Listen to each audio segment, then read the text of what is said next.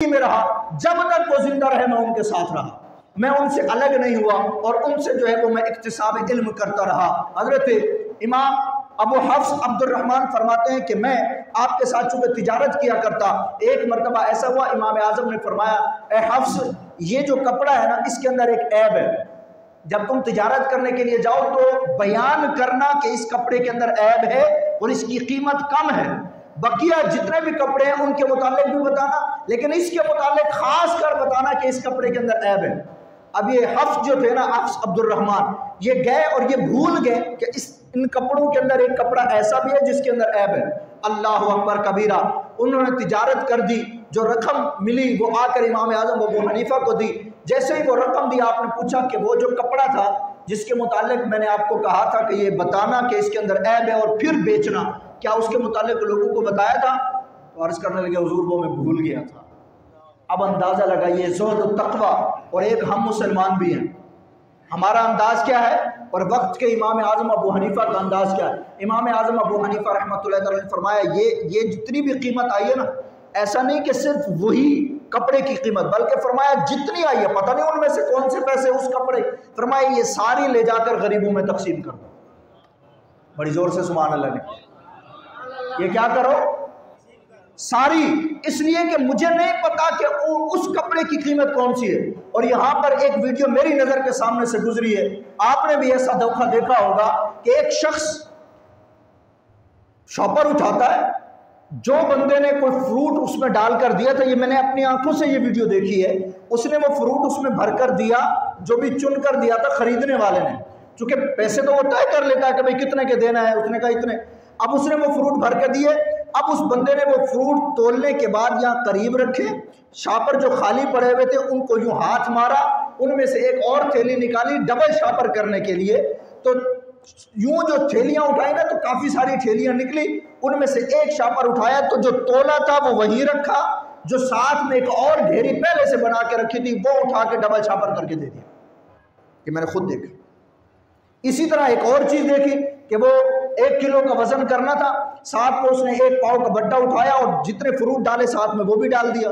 اب جب وہ ڈالنے لگا واپس فروٹ شاپر میں ڈالے، یہ بٹا اٹھا کے ادھر، یار کتنا کھا لیں گے ہم، کتنا دھوکہ دے لیں گے ہم۔ اچھا آپ نے دھوکہ دے دیا، سامنے والا لے کے چلا گیا اس کے مطابق، اس نے 1 کلو پورا خریدا، وہ تو خوش ہے اپنی زندگی میں، وہ اپنے گھر والوں کو بھی جا کے یہی بتائے گا کہ میں 1 کلو، آپ نے جو آدھا پاؤ یا 1 پاؤ یا آدھا کلو جو بھی آپ نے کمی بیشی کی، کتنا عرصہ کھائیں گے؟ ہمارے کراچی کے اب حالات کیسے ہیں؟ سنیچنگ ہو رہی ہے نہیں ہو رہی؟ بہت کچھ لوٹا جا رہا ہے، جب جاتا ہے تو پھر ایسے جاتا ہے نا۔ لیکن اگر ہم نے دھوکہ دینا نہ چھوڑا اور ہم نے مسلمانوں کے جو ہے ڈاکہ ڈالنا، جو ان کے حق پر جو ہم ڈاکہ ڈالتے ہیں، غصب کرتے ہیں، اس کو نہ چھوڑا تو کہ ہم کتنا کیا بنگلے بنا لیں گے ان چیزوں سے، کوٹھیاں بنا لیں گے ان چیزوں سے۔ لوگوں کو پریشان کرنے والا کبھی خوش نہیں رہتا، وہ پھر آئے دن جو ہے وہ ان چیزوں میں پڑا رہتا ہے۔ تو وقت کا امام تھا، انہوں نے بھی اس انداز کے اندر کیا کہ ساری قیمت کو جو ہے وہ صدقہ کر دیا۔ آپ رحمۃ اللہ تعالیٰ علیہ کی اگر علمی بات کی جائے تو ایک مرتبہ ایسا ہوا، امام اعظم ابو حنیفہ کے پاس نا دوہری آئے۔ دوہری وہ کہلاتے ہیں کہ ان کا ایک نظریہ ہے دوہریوں کا، وہ کہتے ہیں کہ یہ جو کائنات ہے نا ساری، اس کو بنانے والا کوئی نہیں ہے۔ ان کا نظریہ یہ ہے، وہ کہتے ہیں یہ خود ہی ایسی معرض وجود میں آ گئی، بس بن گئی، وہ خدا کا انکار کرتے ہیں معاذ اللہ۔ انہوں نے کہا کہ جی ہم نے آپ سے مناظرہ کرنا ہے کہ آپ کہتے ہو ہم مسلمان ہیں کہ اس کائنات کو بنانے والا اللہ ہے، اور ہم یہ کہتے ہیں کہ یہ کائنات ایسے ہی وجود میں آ گئے۔ الخیرات الحسان کے اندر یہ بات موجود ہے۔ حضرت امام اعظم ابو حنیفہ کے پاس آئے اور انہوں نے کہا جی ہم نے مناظرہ کرنا ہے۔ فرمایا ٹھیک ہے، یہ بندے پہنچ گئے تو آپ نے فرمایا مناظرے سے پہلے میں تمہیں ایک بات بتانا چاہتا ہوں۔ تو کہنے لگے کیا؟ فرمایا کہ ایسا ہے کہ میں اگر تمہیں یہ کہوں کہ میں ابھی تمہارے پاس آنے والا تھا اور رستے میں دریا آ گیا، میرے پاس کوئی کشتی تھی نہیں کہ میں اس میں سفر کروں، لیکن میں نے دیکھا کہ دریا کے کنارے ایک درخت تھا، وہ درخت کٹا اور خود بخود چر گیا، اور اس کی جو ہے وہ لکڑیاں جو ہے نا ایسے ہو گئی جس طرح کشتی بنتی ہے، تو کشتی بن کر میرے پاس آئی اور میں اس کشتی میں سوار ہوا اور سوار ہو کر تمہارے پاس آ گیا۔ تو کہنے لگے آپ اتنے ذہین ہیں، وقت کے امام ہیں، مسلمانوں کے پیشوا ہیں، یہ کیسی بیوقوفوں والی بات کرتے ہیں؟ یہ کیسے ہو سکتا ہے ایک درخت خود کٹے کٹ کر اس کی کشتی بنے، پھر آپ کے پاس آئے، آپ کو اٹھا کے لے آئے۔ تو آپ رحمۃ اللہ تعالیٰ نے فرمایا یار میں بھی تو یہی کہنا چاہتا ہوں، جب ایک کشتی کو کوئی ایسے نہیں خود ہی نہیں بن سکتی، ایک عام سی کشتی خود بن کر میرے پاس نہیں آ سکتی، اتنی بڑی کائنات خود کیسے بن گئی؟ تو اس کو بنانے والا بھی تو کوئی اللہ ہے۔ تو انہوں نے کہا جی ہم آپ سے مناظرہ نہیں کرتے، کلمہ پڑھا انہوں نے مسلمان ہو گیا۔ اچھا اسی طرح ایک اور مناظرہ بھی آپ کا ہوا، قراءت خلف الامام۔ امام اعظم ابو حنیفہ کے جو مقلد ہے جیسے ہم ہیں، ہمارے نزدیک امام کے پیچھے جو قراءت ہے وہ نہیں کرنی ہے، یعنی امام کی قراءت مقتدیوں کی قراءت ہے۔ تو اس پر مناظرہ وہ بڑے بڑے علماء محدثین آپ کی بارگاہ میں آئے، تو آپ رحمۃ اللہ تعالی علیہ کے پاس جب آئے تو آپ نے فرمایا ایسا کرو کہ آپ بہت زیادہ ہو تو میں کس کس کو جواب دیتا رہوں گا، میں اکیلا ہوں، آپ اتنے سارے ہو، ایسا کرو کہ آپ اپنے آپ میں سے نا کوئی ایک بندہ نومینیٹ کر لو جو مجھ سے بات کرے گا، میں اس کو جواب دوں گا، وہ مجھے جواب دے گا، تو ہم مناظرہ کر لیتے ہیں اس بات پر کہ امام کے پیچھے قراءت کرنی چاہیے یا نہیں۔ تو انہوں نے کہا ٹھیک ہے جی، ہم میں سے جو جتنا سب سے بڑا عالم تھا اس کو مقرر کیا، فرمایا یہ ہمارا جو ہے وہ نمائندہ ہے، یہ آپ سے بات کرے گا اور دلائل پیش کرے گا، آپ بھی دلائل۔ آپ نے فرمایا ٹھیک ہے۔ آپ نے فرمایا اچھا یہ بتاؤ کہ یہ جو آپ نے بندہ منتخب کیا اگر یہ ہار گیا، تو انہوں نے کہا جی ان کی ہار ہماری ہار۔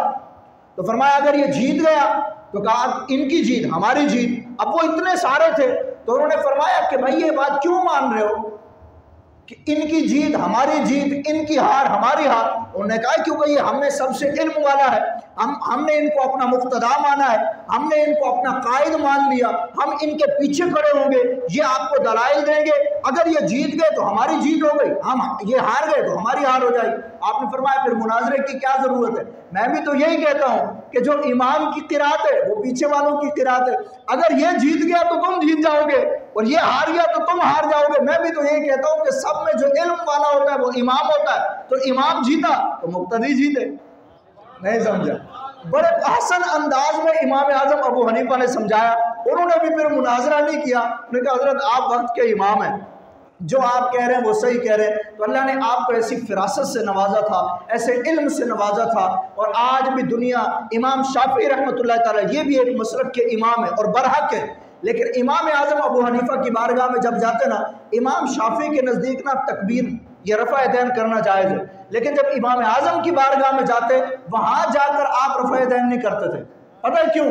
فرماتے ہیں یار میں اتنے بڑے امام کی بارگاہ میں آیا ہوں، جن کی بارگاہ میں آیا ہوں میں ان کے مطابق نماز پڑھوں۔ اللہ نے ایسا مقام عطا فرمایا، رب لم یزل ہم سب کو ان اچھوں کے صدقے میں اچھا بنائے۔ وما علینا الا البلاغ المبین۔